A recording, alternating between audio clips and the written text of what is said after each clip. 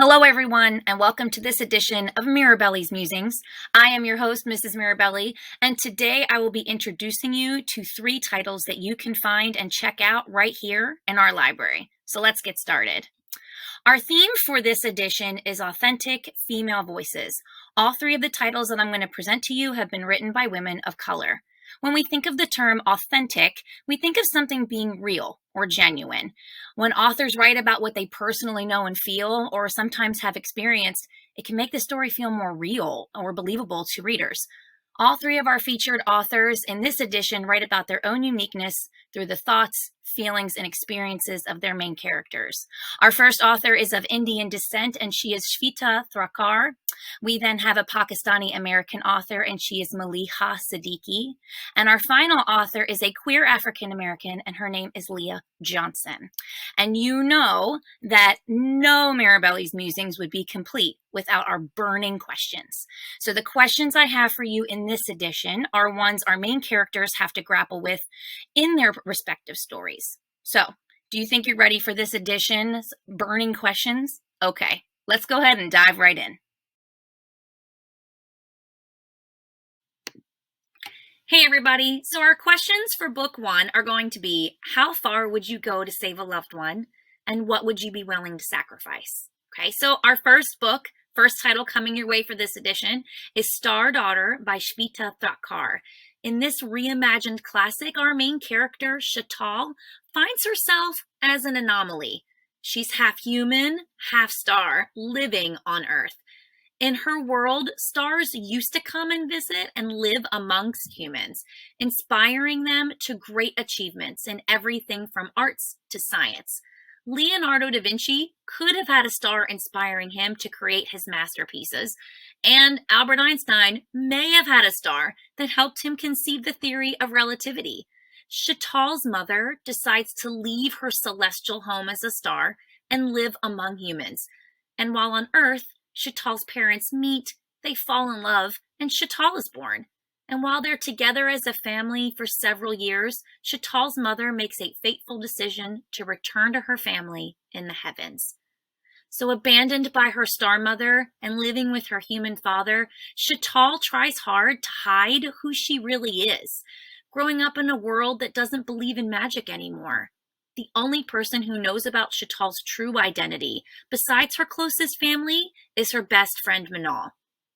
That is until Dev, a young man Shetal is growing close to, reveals that he knows what she truly is, and that, in fact, she's inspired him.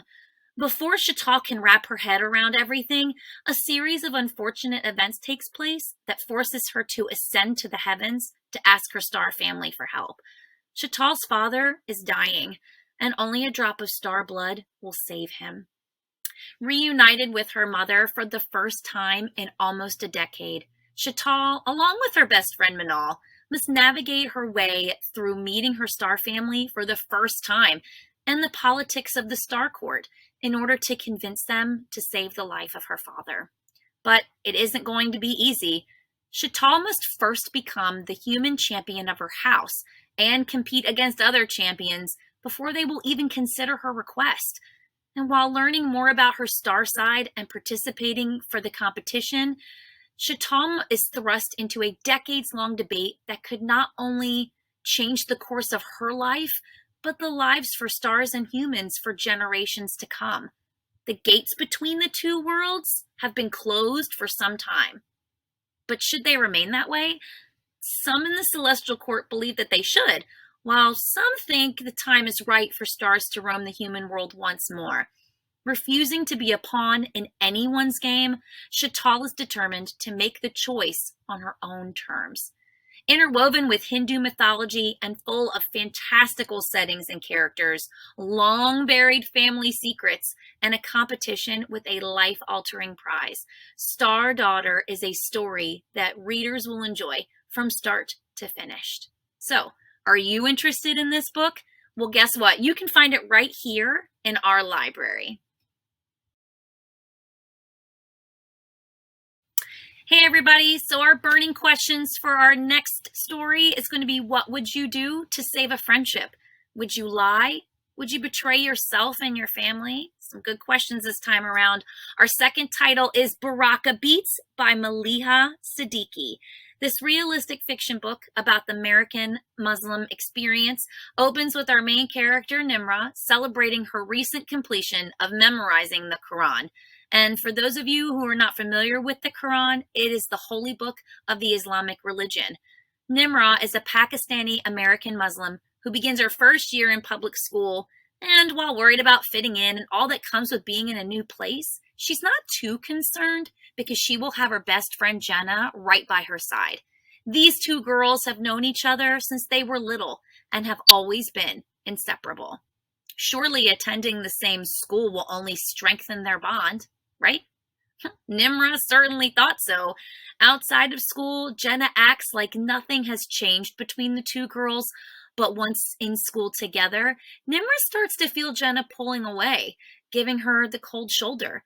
Nimra is desperate to get her best friend back, and when an opportunity presents itself, she ignores her upbringing and grabs it. While praying at school one day, a group of students who were in a band together hear Nimra singing while reciting prayer. She's invited to join this popular band on the spot. While this sounds innocent enough, Nimra's parents have always taught her that music is not allowed in Islam, and she knows how disappointed they would be if they found out. But when Jenna sees the bandmates talking to Nimra, it becomes clear that they may be Nimra's ticket to getting her best friend back. So she hatches a plan. She's going to join the band, win her best friend back, and then quietly exit before her parents grow suspicious. Sounds simple, right? How could this possibly go wrong? Unfortunately, Nimra's plan wasn't as easy as she thought it would be. Does Jenna show more interest in Nimra at school after Nimra joins the band? Absolutely. But is it for the right reasons? And what about Nimra's bandmates? She is able to be mostly herself around them and is creating real friendships. But what will they think when they learn the truth of her plan? Everything comes to a head when the band signs up to play a benefit concert, and Nimra must choose between betraying herself and her bandmates. She thinks she has it all figured out, but the pressure of keeping up the charade is driving an invisible wedge between her and her family, as well as her and her faith. This title covers themes of blazing your own path and being true to yourself. Fast-paced and fun, Baraka Beats by Maliha Siddiqui not only provides a story that many will relate to, but it also teaches you about Muslim culture along the way. Are you interested in checking out this book right here? Well, you're in luck. You can find it right here in our library.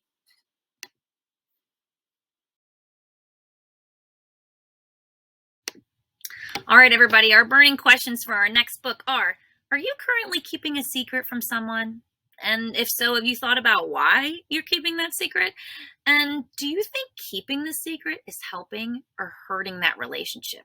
Some really good questions. Our third and final title for this edition of Mirabelle's Musings is You Should See Me in a Crown by Leah Johnson, which is right behind me.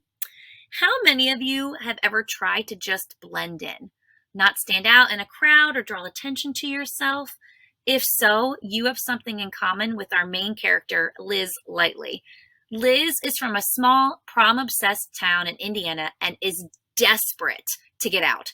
And she has a plan to make this happen. But unfortunately, as life so often does, things do not go as planned for Liz. She applies for a music scholarship in order to attend Pennington, her dream school, because her family can't afford for her to go there otherwise. But when this falls through, Liz decides to keep this a secret, not telling even those closest to her. However, her brother Robbie is able to tell that something is off, and after confiding in him, Liz is surprised to hear his response. Robbie's solution to this setback? Liz should run for prom queen. Remember when I said earlier that Liz's town is prom obsessed?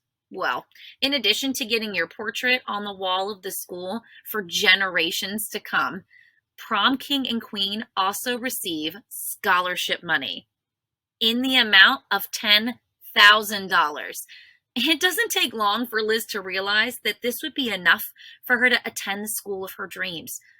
And when she tells her core group of friends about this idea, they are all on board. And with that, Liz decides on secret number 2. Don't let anyone else find out the real reason she is running for prom queen. Liz will need to get enough signatures in order to be in the running. And then, of course, are all of the activities she will need to participate in. And while being thrust into the spotlight and having to endure everyone watching and judging her every move is the opposite of fun for Liz, she is determined to do what it takes to get into Pennington. The only thing that makes all of this remotely endurable is the new girl in Liz's school. Her name is Mac. She's friendly and funny and a bit of an outsider like Liz. But she's also running for prom queen. And the more time Liz spends with Mac, the more she starts to fall for her. Soon, the girls find themselves beginning a relationship, and Liz makes a fateful decision. Liz convinces Mac to keep their relationship a secret. Not because they're both competing for prom queen, but because Liz and her friend Gabby believe that if people knew about Liz's sexuality, it would hurt her in the polls and ruin her chances of winning the title. The deeper Liz gets into the competition, the harder it becomes for her to keep her secrets from others. Can Liz have it all? The girl and the prom queen title? With excellent character building and a relatable plotline, Leah Johnson provides readers with a story that's hard to put down. Want to check out You Should See Me in a Crown? Well, come on down and see me right here in the library. All right, readers, I introduced you to 3 titles for this edition of Mirabelle's Musings.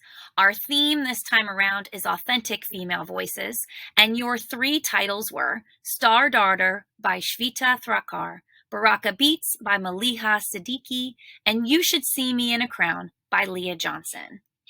So, did you hear anything that you have to check out right away? Do you have answers to any of our burning questions from this edition and that you would like to share? You can find me right here in the library, or you can shoot me an email. I'll see you all next time.